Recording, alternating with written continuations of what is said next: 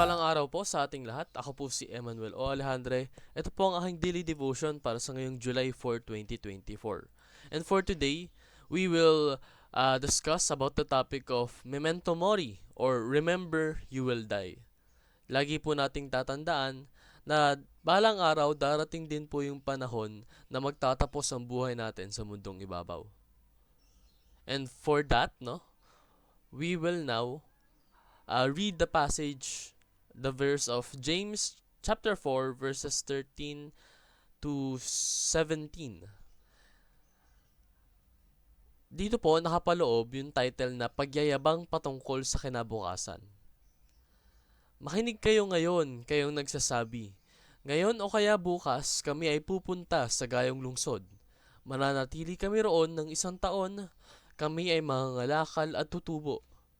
Ngunit hindi niyo nalalaman kung ano ang mangyayari sa kinabukasan. Ito ay sapagkat ano ang iyong buhay. Ito ay tulad sa isang singaw na sa isang maikling oras ay lumilitaw at pagkatapos ay naglalaho. Ito ang dapat ninyong sabihin. Kung kalooban ng Panginoon mabubuhay tayo, gagawin natin ang bagay na ito o ang gayong bagay. Datapot ngayon ay nagmamapuri kayo sa inyong mga kayabangan. Ang lahat ng ganitong pagmamapuri ay napakasama. Kaya nga ang sino mang nakakaalam sa paggawa ng mabuti at hindi ito ginagawa, ito ay kasalanan sa kanya. So sinasabi raw po dito na let's not be pretentious, no?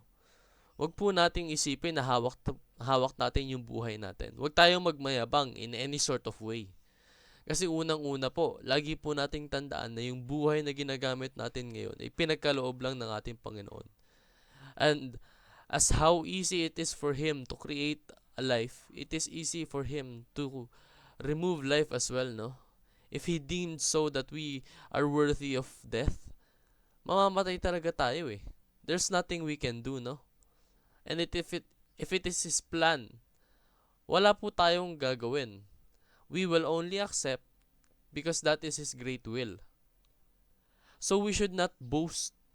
Kasi wala po sa atin yung karapatan. Nasa Diyos po yun. So para naman po sa teachings natin, unang-una, planning is not the problem. Boasting is. Sinabi po dito sa verse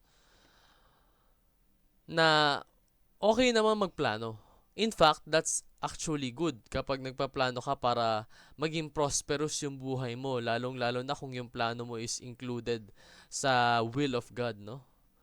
Lalong-lalo na kung nakaayon yun sa kagustuhan ng ating Panginoon, planning is great. Pero oras na magmayabang ka, that is wrong na. Kapag masyado nang mataas yung tingin mo sa sarili mo, na ini-overestimate mo na yung mga kakayanan mo. Eh yung kakayanan mo naman, binigay lang sa iyo ng Panginoon. Ipinagpala ka lang ng Panginoon, pero gagamitin mo yung mga pagpapala niya upang magyabang. Tunay ngang napakalaking kasalanan nun, no? Pangalawa po, life is a mist that appears a little while. Yung mga mist po kasi, kapag nag-appear yan, mawawala yan suddenly, no? Only a short period of time lang po ang buhay natin. Kaya na nga nasabi ko, darating yung oras, there will come a time na oras na natin upang magpaalam sa mundong ito.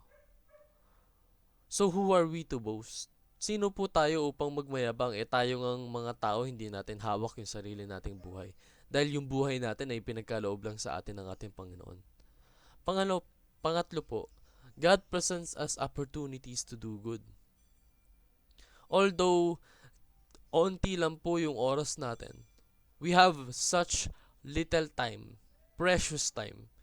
Ginagamit po yun ng ating Panginoon upang pagkalooban tayo ng mga opportunities upang maging mabuti. Maging mabuting tao, maging mabuting tagapaniwala niya. So let us not waste those opportunities, no? Lalong-lalo na kung hinaharap na sa'yo ng Panginoon. Kasi meron po tayong tinatawag na sin of omission. Ang ibig sabihin po nun is, alam mong dapat mong ginagawa, pero hindi mo tinutupad. You are not taking action. Although aware ka na dapat mong gawin yung isang bagay, dahil yun ang utos ng ating Panginoon, you still choose to be ignorant. You still choose to be inactive.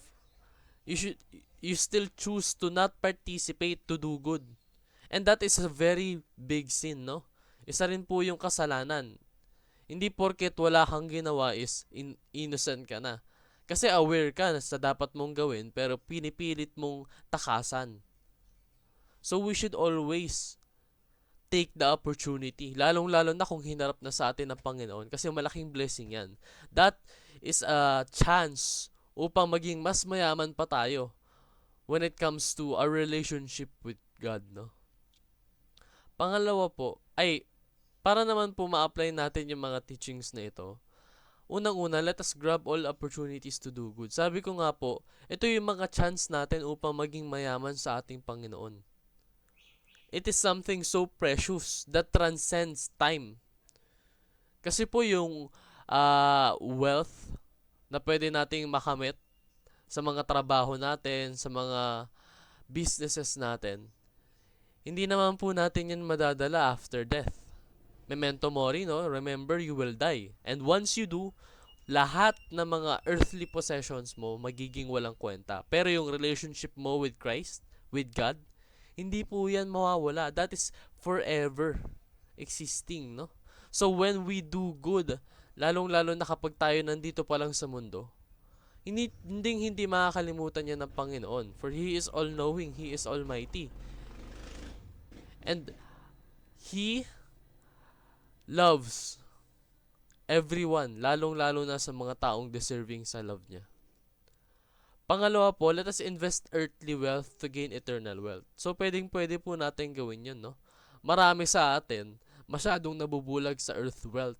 Na ginagamit niya yung lahat ng oras ng buhay niya upang maging mayaman sa mundong ibabaw.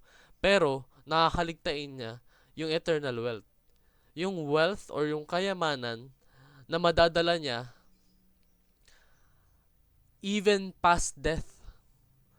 Yung kayamanan na kahit kailan, hindi mawawala sa kanya kasi yun ay nasa Panginoon.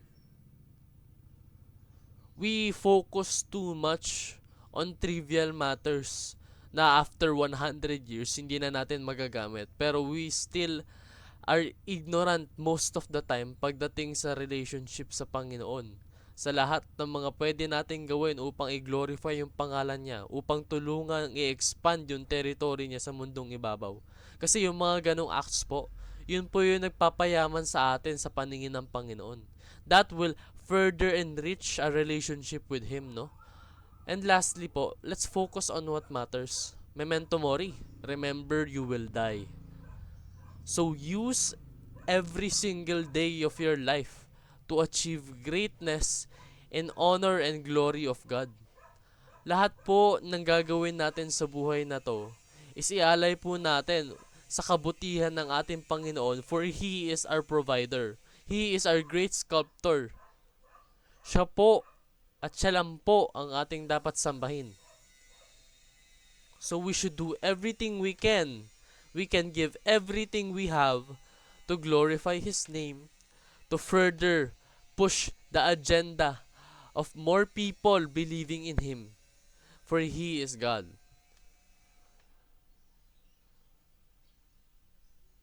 So, yun lang po. Ako po si Emmanuel O. Alejandre. Maraming salamat po sa pakikinig.